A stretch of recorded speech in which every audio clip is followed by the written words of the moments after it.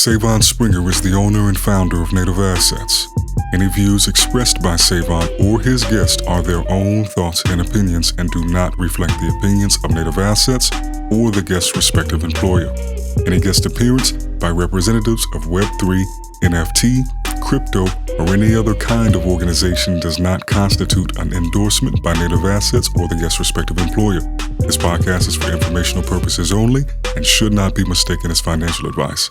Always conduct your own due diligence and consult a qualified professional when considering any investments of any kind. Great day. Welcome back to the show. Sae'Von Springer here, founder and managing partner of Native Assets, author of the Blockchain Blueprint. I usually don't do that full thing, but we tried it out. Today, my guest with us, he is building out what's appearing to be a very important company in bridging the gap between the physical and the digital world. And, in this whole metaverse era, this Web3 era, it's easy for things to get really slanted in the digital side of things. So it's cool to see people really building to make sure that we stay grounded in this reality. So today I am glad to be joined by Ryan Ouyang, the founder of IYK. Ryan, how are you today, good sir? Hey, not bad at all. Thanks for having me on. Excited to be here. Thank you. I know you said that you're kind of recovering a little bit, so I appreciate you still making the time to be here. So we'll make sure to make it worth your time. So if you could, give us a little bit of your background, how you got into crypto Web3, and then what motivated you to launch IYK and what IYK is for anybody who may not be familiar. Yeah, for sure. So personally, hi, I'm Ryan. Mostly come from an engineering background where I actually got my first job writing enterprise blockchain contracts for some construction companies. And then, went on, did some more internships and got some other software jobs before finally coming into the Ethereum space as a dev, I would say in late 2019. And that's, when the tooling had really, really matured. Things are popping off. DeFi summer was about to happen. And so I think a good time to get into the space in general for me, in terms of always having stuff to learn and do, even now. But yeah, I wrote a bunch of NFT contracts in 2021. If you've heard of Savage Droids or Legends of Veneri, I helped launch those projects. And then had the idea for IYK when I met my co-founder, Chris. And we actually met on Discord through a mutual friend, but we were all we actually bonded over writing different bots to snipe NFT drops. And one of the things we saw... Yeah. One of the things we saw was brands coming into this space, right? Dolce & Gabbana, all of these different...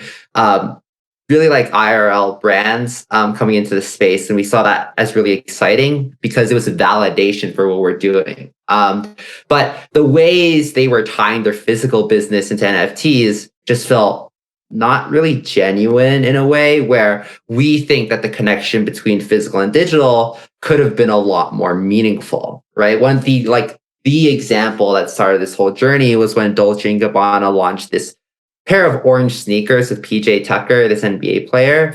And you'd basically walk into a store, buy it for $900, and then your receipt would have this little code that you'd have to type into a form on their website, and they just airdrop you the NFT. And we're like, well, that's goofy. I can just sell the shoe on StockX and keep the NFT, or sell the NFT on OpenSea and keep the shoe, right? And thus ignited our thoughts in terms of okay, well, how do we more meaningfully connect these two items?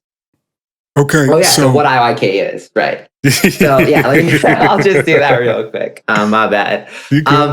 So yeah, IYK is a toolbox or a platform, whatever you want to call it, an operating system for people to create cool digi-physical experiences. And right now, we mostly operate off of one principle, which is proof of proximity, and achieving proof of proximity through NFC technology. And so, for example, with gmoney's 90cc t-shirt, if you scan the NFC tag, IYK is able to validate that you're actually scanning that tag in real life, and then give you the permission to, say, view a piece of exclusive content or pull in the related NFT or access something else that comes from you having proximity to the actual physical shirt itself. Okay, so That's the proof of proximity, I think, is the most succinct way to describe it, because I think when someone in concept just hears about, okay, you can have a way to allow people to access links, and they don't have to be NFTs necessarily either, but to just access content from whether it be merchandise or scanning a platform or device at a booth. I think one of the things that at least came to my mind when I first heard of the concept was, okay, why can't you do that with a QR code? Like those have been around, but in theory, you can take a picture of your QR code, and you can still scan it without actually being in the physical location. So the NFC part becomes really vital. And what I was curious about is how having a physical component to your business, how you all have navigated that, because most of the businesses, brands in Web3 are digital. Like 99.9% of what they do is digital. There's nothing physical or tangible associated with it. So how did you all, was that something that made you all at all apprehensive, or did you look at it and say, hey, that's actually a great opportunity because most people are probably not going to go in that direction, and so we probably can buy ourselves some time and be one of the first ones to market from the physical side of things? Yeah, that's a great question. I think for us, we just saw it as inevitable that we'd have to create a toolbox for working with things like NFC chips, low power Bluetooth signers, like just hardware in general, right? Really, what the problem we're tackling is how can I meaningfully represent information in the IRL world? Things like you're at an event or you possess a certain sneaker, but digitally. And to do that requires additional hardware that people might not have easy ways to deploy.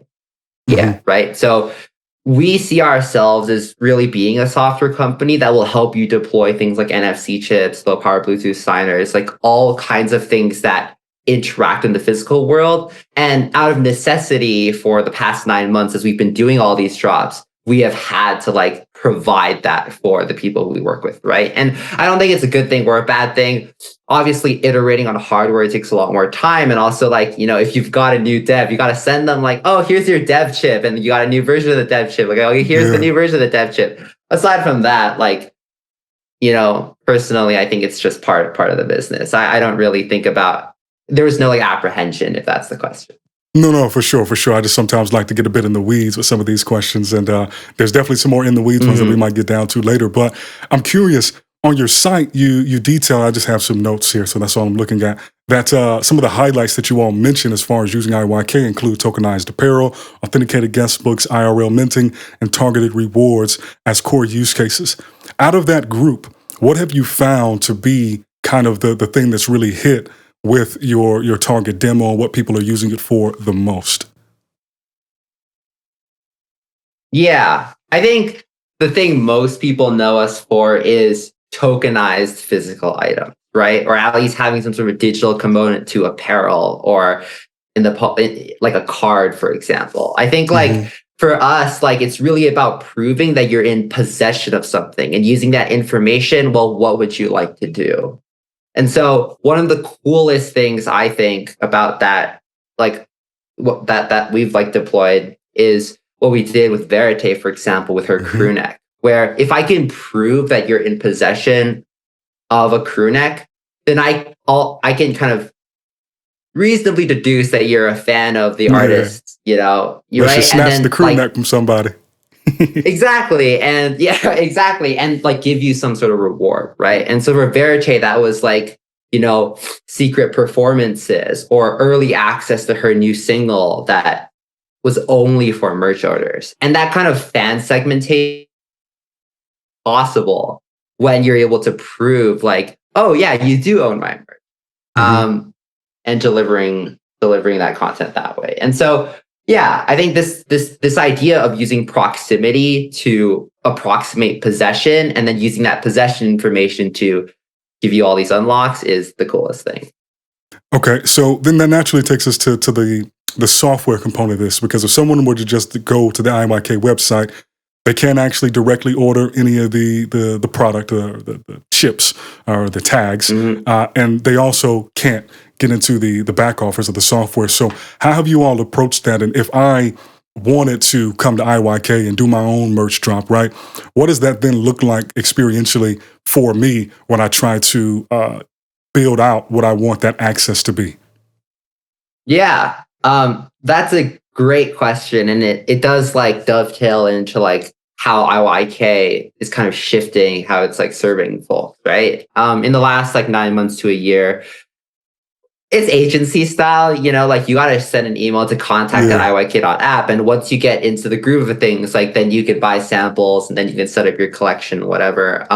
But yeah, our goal is to open these tools up to everyone. And so right now, the company is focused on taking all of these things that we've been building with over the last 9 months and putting it into a self-serve portal where you can come on to the site, sign up for an account, buy some chips, use an emulator to dev like locally on your own app, deploy your app and connect it to the chips, all while inheriting the security of the stack. And so right now, yeah, you've got to email us, but in the next few months, you'll see more and more of these tools becoming open. No. And I think that's a very strategic way to approach it, right? Because one thing that I really want people to get out of this show when they tune in is really understanding the decisions that you have to make when you're a builder, when you're a founder, and especially when you're in the early days of like, hey, we have to optimize for having a really good fucking product and having really good customer service. And sometimes what that means is you got to shoot us an email, you got to get in the queue, we're going to get back to you, we get back to you, but then you can do really dope drops. And so and I hope you're okay with me, like I said, kind of pulling us around and asking more of these like founder questions. Another one of my goals is that somebody might listen to this, and if they're a VC or somebody, they hear this and they're like, you know what, I'm gonna hit up Ryan because that sounds like something I want to get involved with because of just kind of what we get into. So there's always this dilemma, or not even dilemma, but this period where you have to decide when and how you want to grow and scale, whether that be a business, a product, a platform. So could you talk to us a little bit about, you started out, it was you and your co-founder, Chris, how you all went about deciding who the first hire was going to be outside of you two as the co-founders, and what you were looking for in that person and how you found that ultimate person? Yeah. So great question. I think for us at the time, like we built the prototype of like this system end to end in like September of last year, right? And so as we're doing our first drops, it was getting hard to like do client support as well as like continue deving on the product just with the two of us. And so we were kind of like this pod of like hackers just like building stuff, and we realized that like to just ease our load a little bit, we had to just add an engineer first. And that person was just someone who had like a wide breadth of experience who could kind of help us when we were in this hacker mode, right? There wasn't a lot of attention like paid to really like hardening or like even like biz dev or whatever. We were just kind of like clicking around trying to like make sure that these drops were going well and to like build new features for more drops. And that person we met at actually also in Discord, hanging around in a hackathon, like an ETH Global Hackathon Discord. So yeah, just finding someone who was helpful, finding someone who seemed knowledgeable, and then like it just all happened there. It's funny that like that, the first hire, and also like Chris, my co-founder, this has all been a Discord thing. It's all like seeing people in Discord, seeing people being helpful, seeing people like saying cool shit, and just reaching out to them. Yeah. No, I dig that, man. And it's funny what can happen from Discord, right? Because it's like, depending on the Discord, it can be pretty tidy, or it can be just such a chaos of like 40 different channels and binging back and forth. And that's only one Discord. That doesn't count the other 40 Discords you're in. And so really like aligning with somebody in there is really quite a special thing, given how hectic they can be. And I think that it also speaks to something that seems to be core at IYK, which is the desire for connection, right?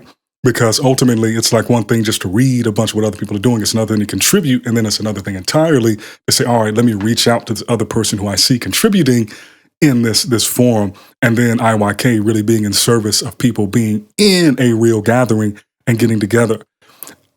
Being around for 9 months, you've been able to likely attend some of the major conferences, NFT NYC. I think I saw on LinkedIn that y'all were at DevCon, going to ETH Denver, things like that.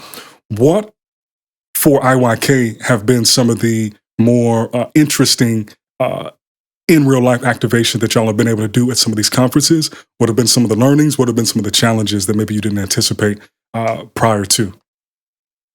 Yeah. So funny note here before I go into like the real answer. So just for context, like we raised like a quick pre-seed round back in last December. And we didn't go to our first conference until NFT NYC, which was like June or July of this year. But like they were like, yo, you guys are like the most like heads down founders I've ever seen. You guys like don't go to any conferences. Like no one knows about you. Like y'all go to ETH Den really. I like didn't even end up going. And like NFT NYC and then like permissionless and then NFT NYC and then DevCon were there where we could like support some really cool IRL activations that our partners were doing, right? And so now the time for the real answer. The coolest thing, in my opinion, that's happened so far is what just happened at DevCon with the ENS cards, where all of a sudden, like, so basically for those who are unfamiliar, the way this worked was we have these products called POAP cards that you can buy from our website, and you can claim a possession of them once you receive delivery and then set it up in our dashboard for to distribute any POAP event you want. And so you can buy a card, set it to like, I met Ryan at NFT NYC, and then I would just like use that to go distribute these POAPs. With ENS, what happened was they released an online form where you could sign up for an ENS card. And then at DevCon, they would print your ENS name, ENS avatar, and then like on a preloaded card that contained a I met so-and-so.eth POAP. So you could just show up and start like issuing POAPs to people you met at the event instantaneously. Just showing up to the booth, showing your registration, claiming your card that was like live printed, personalized with your ENS avatar and name on it, and then start handing out POAPs. And the result of this is that I think like two really cool things. One thing is that like a lot of people have mostly been POAP consumers so far, right? Collectors, right? They collected POAPs. But this is a one-step way to turn yourself into an issuer, someone who's like intentionally like, hey, I want to make a connection with you. Would you like to claim my POAP? Blah, blah, blah. And like basically minting like who they've met at that conference and having that memorialized in the POAP gallery, which is cool.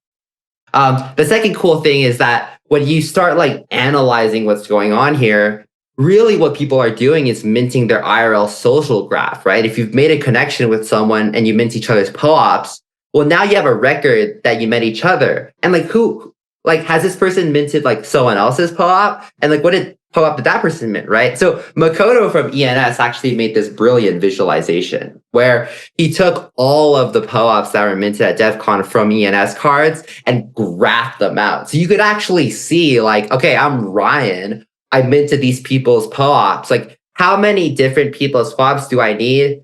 Or how many people do I need to go through to find someone who's met Nick.eth, for example, the you know, lead dev of ENS. And so being able to see like my social connections there that are happening in that event on a diagram like that and have it visualized is, I think, some new application of POAP that we haven't seen before. So that would be my vote for like the coolest thing that I've seen so far.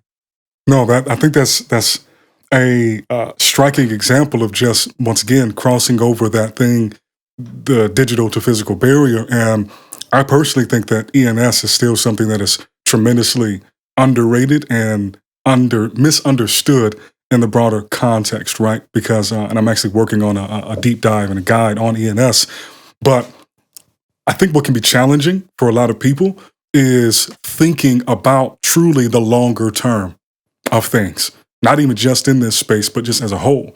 And for that reasoning, the idea of having an ENS seems like, oh, why would I use that? Why do I need it? You know, but I think that in the simplest way, an easy way to identify somebody that is not that long ass alphanumeric string is really important. And I remember when I first found out about it, I had heard of Unstoppable Domain prior to her hearing about ENS. So when the ENS airdrop happened, I didn't get it, but I was like, what the fuck, man? Like I was on the domains, man. but I was got it through, Unstoppable. And I was sitting around like, man, I need Unstoppable to do a goddamn airdrop. But in your opinion, I know this a little bit tangential to IYK. What do you think people maybe don't understand or where they're missing an opportunity with ENS?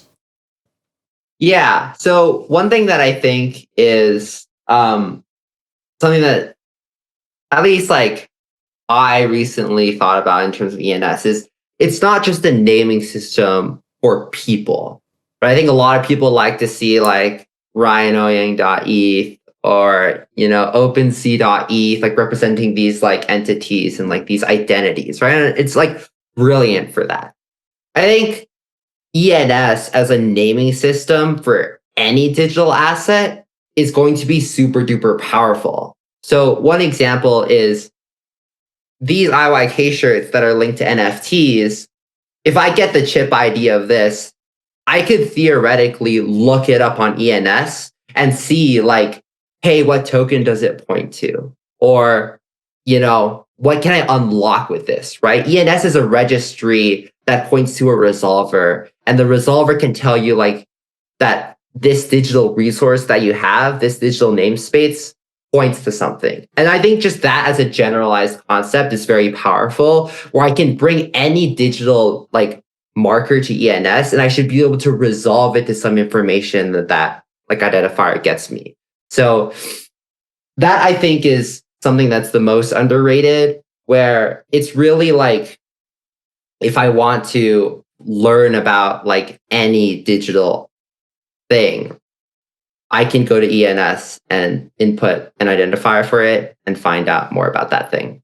Mm-hmm. And being able to pull up the receipts and see what's the history, what contracts it may have interacted with, all those sorts of things. I dig it. Exactly. If I know I have shirt 26 ABC dot IYK dot chips dot ETH, right? I could do that. Then that will resolve in ENS today to some record that may tell me some information like what you just said. So yeah. Just looking beyond identity is, I guess, all I'm saying. No. Thank you. I dig that. Now, we'll pivot back to product market fit here for a second. It seems from everything I've seen between the partnerships with Verite and gmoney, he's not an artist, but with his 9DCC, that musicians have really caught on to this and are running with it. When y'all started out, did y'all have, like, who was the persona that you had in mind? Was it artists because of that combination of they do in real life events, but they also have to be really active online and, kind of like the nascent Web3 social thing was going on? Was it a different persona? What has that journey been like? Yeah. So originally, I think we actually came out of the gate thinking about the luxury use case. Chips are an unfakeable proof of authenticity. Knowing the provenance of a luxury item is important. Tracking it to find out more about those customers is important. But for all the reasons you just said, we did start getting natural inbound from the music biz, and especially with this like proof of proximity thing. The first time we've ever worked with a musician was Verite, so it's nice to see it kind of come full circle here. And she was thinking of distributing POAPs at her concerts. But at the time, like the way to distribute a pop was to throw a QR code on a poster, right? And she was like, well, that's not right. Like someone could just take a picture, like you said, and share it to people who are sitting at home.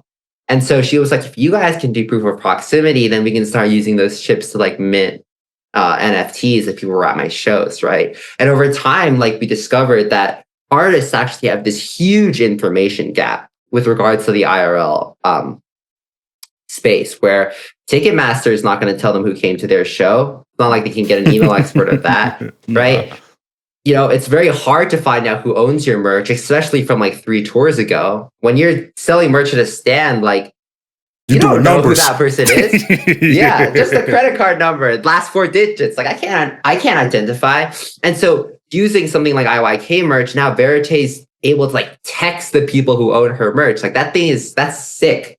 Right? Like I'm shilling my own company, but like that's sick. Like being able to text people who own your merch and say like, yo, ticket pre-sale starting, you own my merch.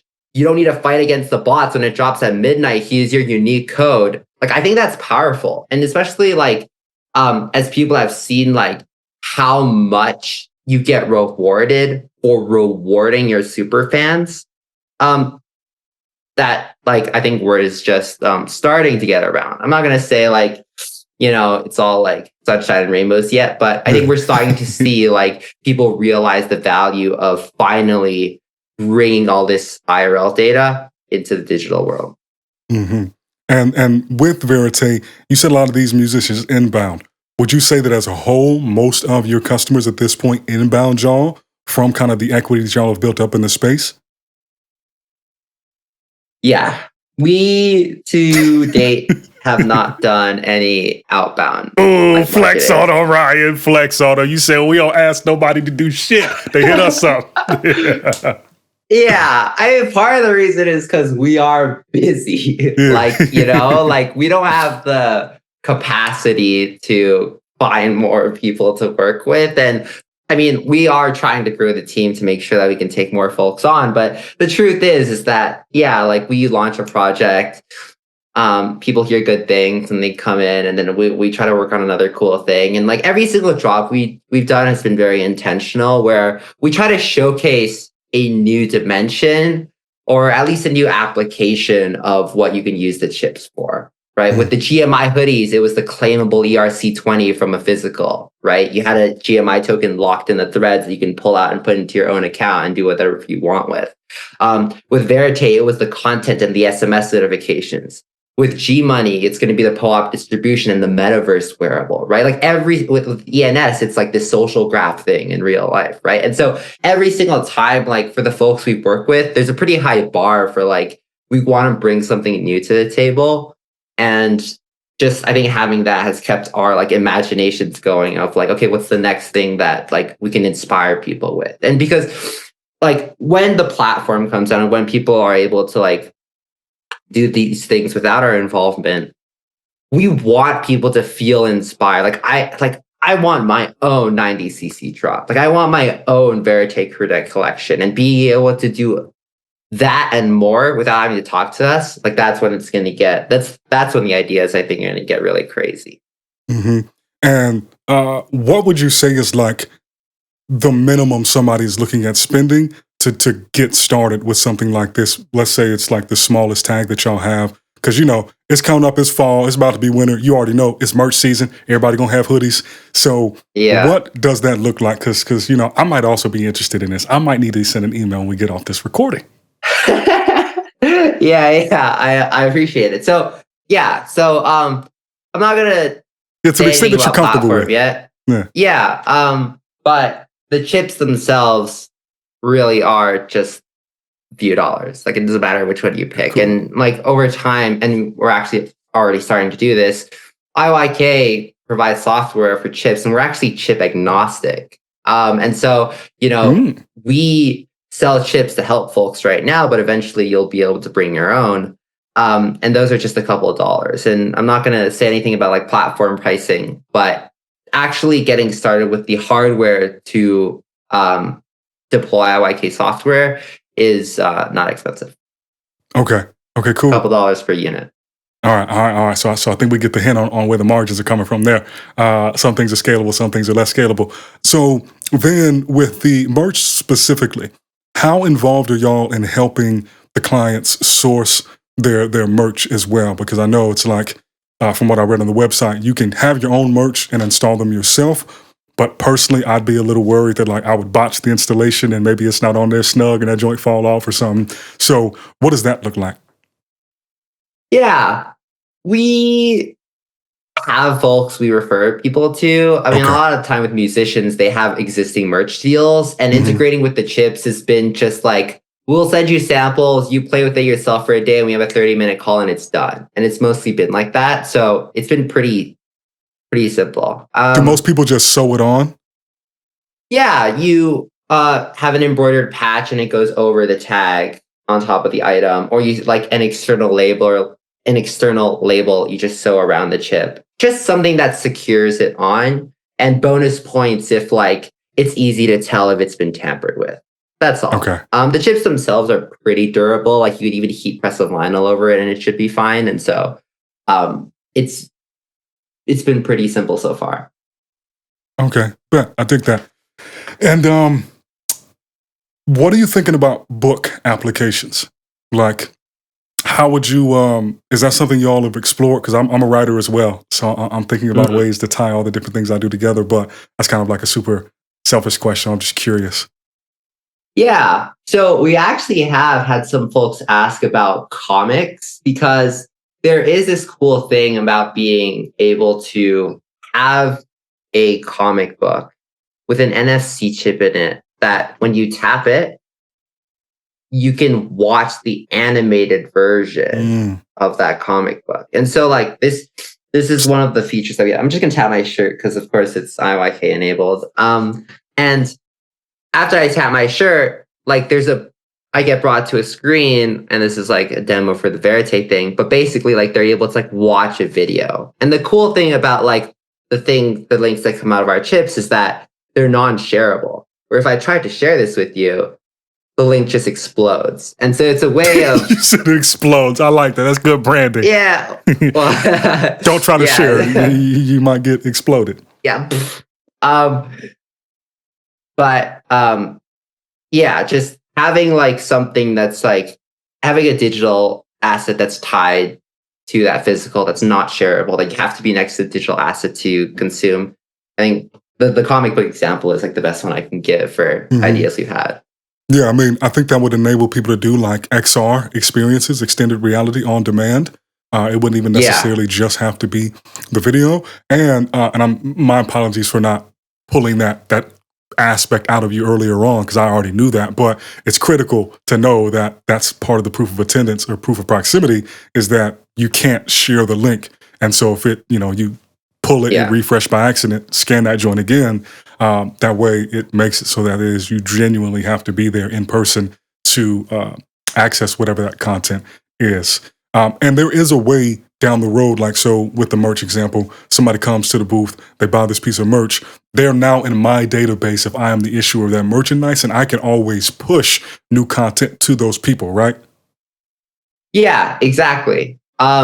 It's all opt-in, like there's no battery in these things, right? So we're not like actively tracking GPS or actively trying to get your information. But if you're a customer who's bought something at a retail store and you care about learning more, well, then you can tap it and then you'll see like, oh, there's a place I can put my phone number in, or there's a place where I can subscribe for like new content. And that's how people like get notified of new videos or new changes to the NFT and things like that. Okay. Now, at this moment in time, how are you and Chris gauging the success of IYK? Yeah. So right now, as we're heads down building the platform, we're obviously, obviously when the platform comes, it's going to look a lot more like a B2B SaaS business, right? But right now, I think it's very qualitative, where it's like, just like, what's the energy people are feeling around like physical to digital connection? What are new cool things we can do? Like, how are our current customers reacting to the things we've done so far? Like, we've got all the analytics on like how like the retention on like, okay, if someone taps for the first video from a musician, like what happens when they text them and then they send another video out, right? And like just seeing how much people love the product through numbers, and just analyzing like, are people really caring about these experiences that we're trying to create? And like initial data says like yes, and initially is like actually like surprisingly good when it comes to like how much people care about notifications in general, but also like going to their physical item and accessing content. So yeah, it's a little bit rambly, but hopefully that answers your question. No, not at all. I just think it's important for people to understand, and all of this is learnings for myself as well, but that a lot of times for the front majority of a business until it hits that point, revenue is not a great way to measure success because it's just not realistic to really do it that way because you have to front load a lot of R&D. You have to iterate on things. You have to pivot a bit. And so it's just, I like to hear from people how they are trying to gauge that success, but almost, invariably it is going to involve some bit of data to be able to track something that is objective and just say, hey, here's a chart 6 months ago. Here's that same chart. Now we can look at it and see if it's telling us yay or nay. And so I think that's cool. So are you seeing as a general trend that people become more engaged over time than once they kind of first get the merch or whatever it is that gives them access? Are you seeing that more or less trend up and then it maybe starts to flatten out at a point? What does that look like to, once again, the extent you're comfortable sharing? Yeah, I think like a lot of, so the data has generally been positive for these drops that like we're like really supportive of, trying to make sure they go well. We're like Verite or like 90cc, for example, where we're like, yes, there's like a schedule of like stuff that's supposed to happen to this shirt. And let's just like see what people are gravitating to the most and analyzing the data of engagement, like when those things happen. Right. And I think generally like we're getting better at knowing what people like to see off of their physical items. I think like we're largely still in experimentation phase though, where like one of the challenges that we have is like, are people engaging because they like the novelty of this thing? Like what happens if we do it again? And what happens if we do it again? Right. And like, is it just because it's like the first time they've seen something like this? Or is there actually something like meaningful here that you could repeat over seasons or like over years, over like tour cycles? Right. So trying to find signal in all of that is, I think, like an interesting thing for us. But generally, like it's trending towards like, yes, people care about accessing exclusive things because they've purchased a physical or come into possession of one. And the dynamic nature of this thing that like used to just sit in their closet, I think is exciting. And we're seeing that play out in terms of like conversion rates for content and notifications that are higher than like just industry standard like counterparts, essentially. And I imagine there's a way as the issuer to communicate the timeliness or the time sensitivity of that content. Am I correct in that assumption? Oh yeah. Like a lot of like for example, like video content has a expires in thing in the UI. Same thing for like a POAP distribution. And like if the issuer does text you, they can say whatever they want, right? Like one of the things that we'd love to realize is like having a simultaneous game go out to everyone where like shirt owners are either like battling against each other for the next 2 hours or like, yo, I just dropped like a puzzle. The first person to solve it, like off their shirt, gets something right. So if you're like at work, not wearing your shirt, like too bad, so sad. Like you're gonna like lose your head start on the puzzle, right? Start wearing that shirt every day. Yeah, exactly. So just cool things like that. I mean, we're playing with a lot of those like, again, like it's like, is that novelty or is that something like people really want? Like, does that get annoying? Like a lot of these questions are popping up. It's like, and I think like this entire company has from day one been built from like the consumer perspective of like, I am a fan. This is what I thought would be cool. And now I'm making it happen. And just having that be the driving force behind the ideation has been, that's just what's been happening.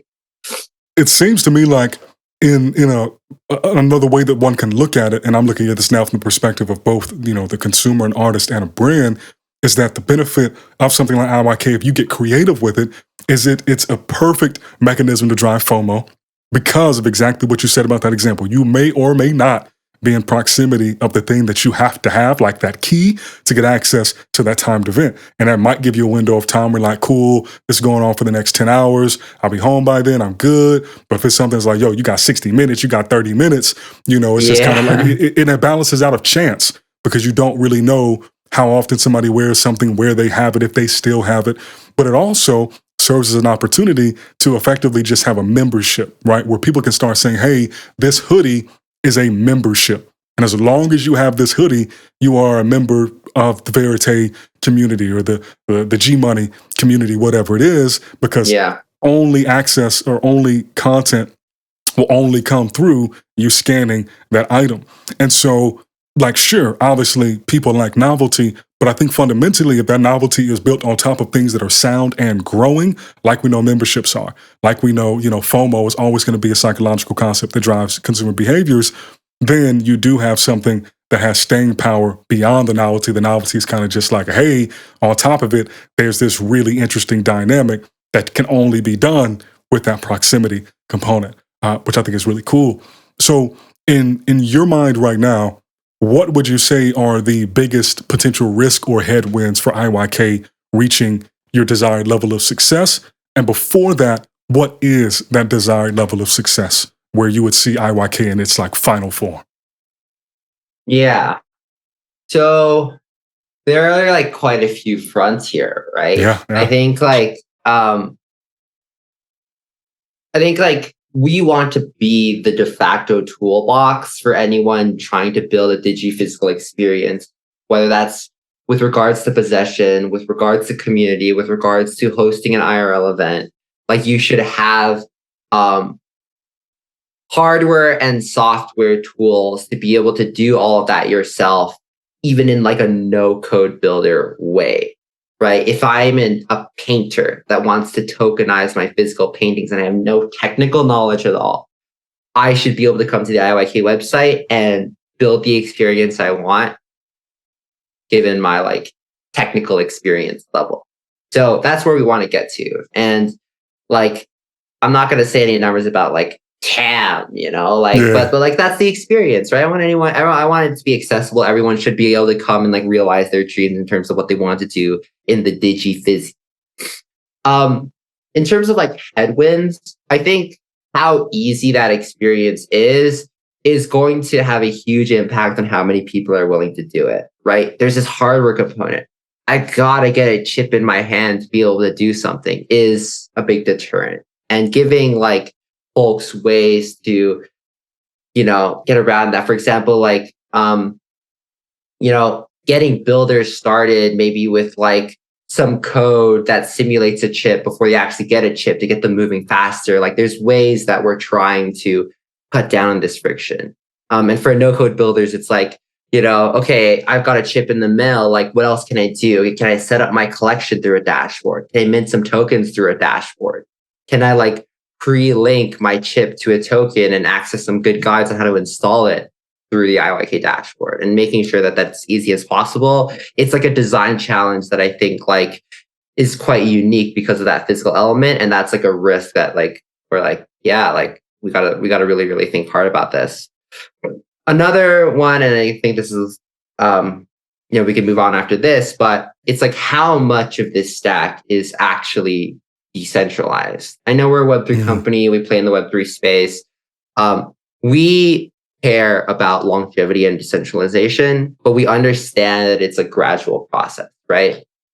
How important is it to different segments, to different customer segments, that it hits IYK's server before directing you to your token or before directing you to your content? How important is it that I can retrieve a signature from the chip that I can put on chain without IYK involved? And trying to cater to both like kind of the nerdy side, the noble side of decentralization, while not compromising the experience of these people who are less technical is always something that we're trying to balance. And striking the right balance is, I would say, like a risk to execution.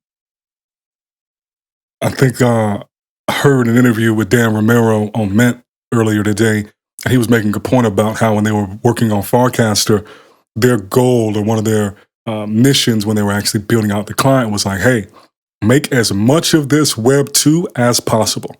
Only use the Web 3 shit where it has to be used and serves a very specific function. And I think that it's easy in this space to get a little bit lopsided in like the kind of the mindset or the almost the luster of like full decentralization of all the things. And I'm guilty of it myself. I'm a bit of a decentralization maxi.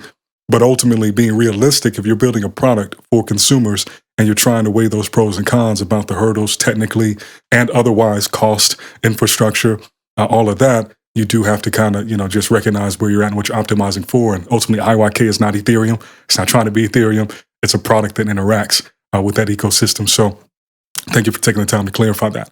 So we got about 2-3 more questions, and then you can tell people where they can get in touch with you, get in touch with IYK, and then we'll be out here.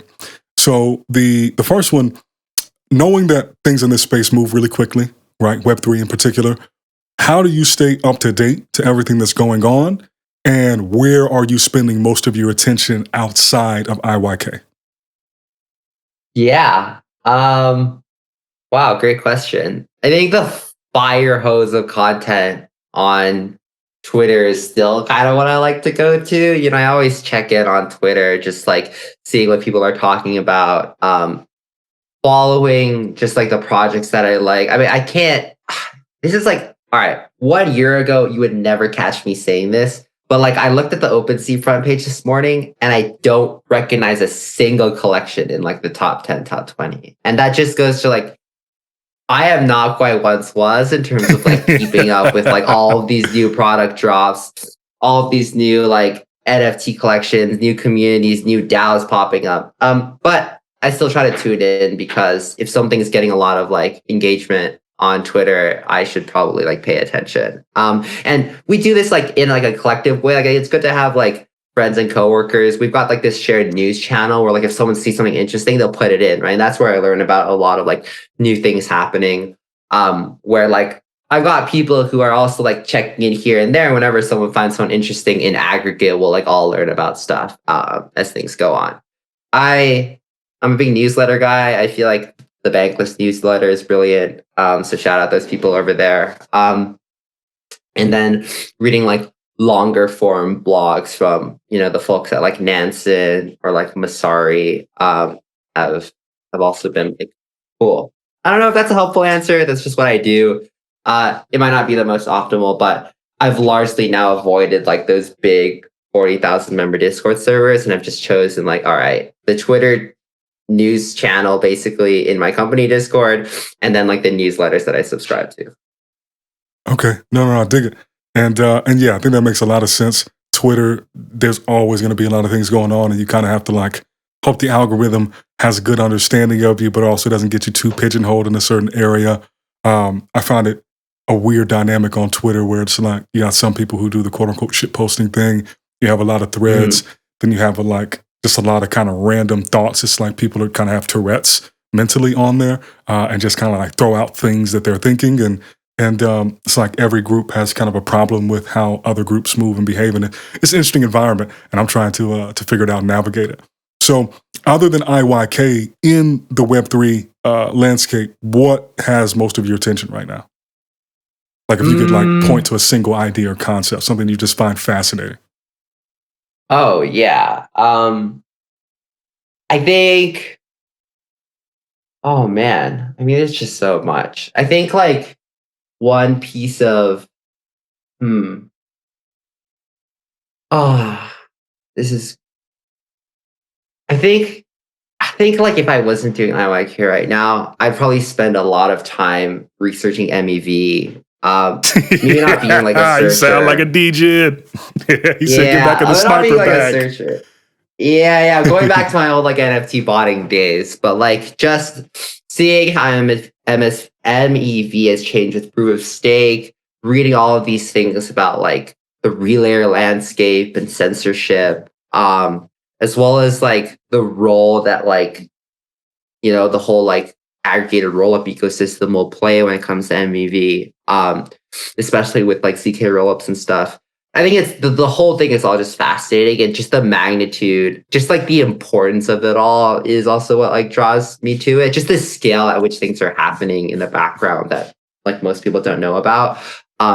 Every time there's like something new with like MEV boost, or every time like I don't know. I'm just a big, I think, MEV head when it comes to the news and development. Yeah, it's a super technical thing, and I understand it at a very high level, but a buddy of mine last year was like, "Yo, you should figure out how to write some sniper bots, man, and do some front runs." And I'm like, "Dude, I have no fucking clue how to do that. Like, show me the way, and I'll give it a try." And then, just last question for you, Ryan: what is your advice? The best advice you can give? What you think is the most important advice to give to any other founder, builder, or professional looking to level up in this space? I think my advice would just be to like always get to the bottom of things. As a technical person, like it's it has a certain meaning, but just like in general, like um whenever you see something that confuses you a little bit, as a founder, it's always in your best interest to get like a really nuanced and holistic understanding of things like MEV that may affect your business, right? If you're a founder in Web3 whose users make transactions on chain, like sooner or later, like they will have to be MEV protected. And sooner or later, like wallets will start having a relationship with MEV, and how does that affect your business, right? And knowing, um, being savvy, at least savvy about those things, is something that will influence your decision making only for the better, I think. And so, if you see something like MEV, or you see something like I don't know, just like more of these broader concepts, I would say like as hard as it is, look into it, because you'll come out with not only a better like understanding of that thing in particular, but also like in the future, as that thing starts becoming more relevant, and as that thing starts becoming like closer and closer to touching your business, you'll be able to think in a strategic way. I've actually like changed the design of things at IYK because of future MEV implications, right? And so just having that in mind, as a mindset, is I think, just don't sweep something under the rug and not understand it because it seems like large and complicated in the first place. As a founder, usually it's important to understand things. Hell yeah. Ryan, please let people know where they can get in contact with you and IYK. Yeah, so IYK's Twitter handle is a goofy one, but it's __ IYK. You can find me at Ryan Ouyang, that's OUYANG _ on Twitter. And then my email is ryan@iyk.app. Feel free to shoot me anything. Um, that is all. Ryan, this was awesome. I learned a bunch, and I'm excited to get rolling and do some sort of drop using IYK. So thank you, and we'll have to do this one again, man. Talk to you soon.